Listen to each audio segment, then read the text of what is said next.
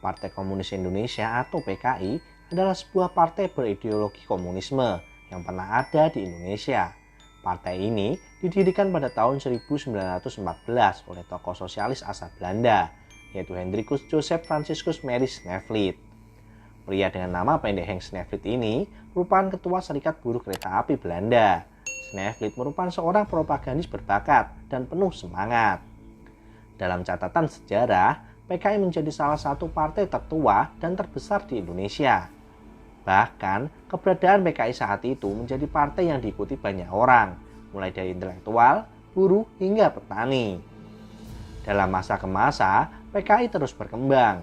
Tokoh PKI yang paling dikenal dan diingat ialah D.N. Aidit. D.N. Aidit menjadi tokoh paling disegani di partai berlambang palu arit itu. Sepak terjangnya selalu kontroversial.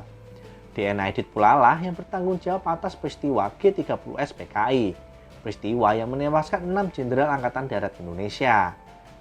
Namun, sebelum D.N. Aidit berkiprah dan menjadi primadona di Partai Komunis Indonesia, ada satu tokoh PKI yang terdahulu.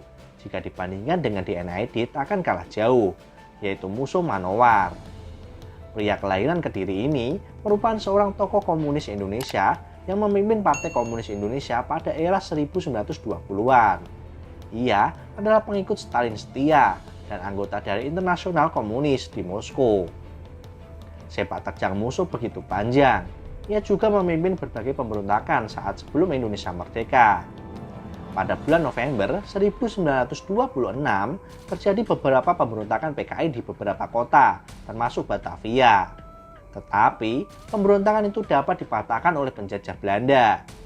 Musso dan Alimin ditangkap. Setelah keluar dari penjara, Musso pergi ke Moskow.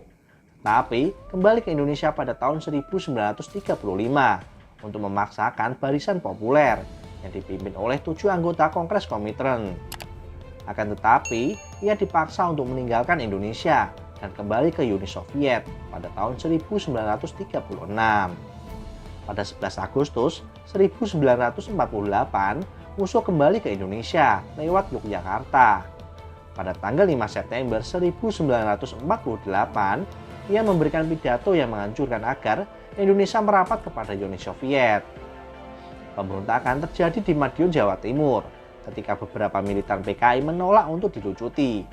Pihak militer menyebutkan bahwa PKI memproklamasikan Republik Soviet Indonesia pada tanggal 18 September 1948 dan mengangkat Musso sebagai presiden dan Amir Syarifuddin sebagai perdana menteri.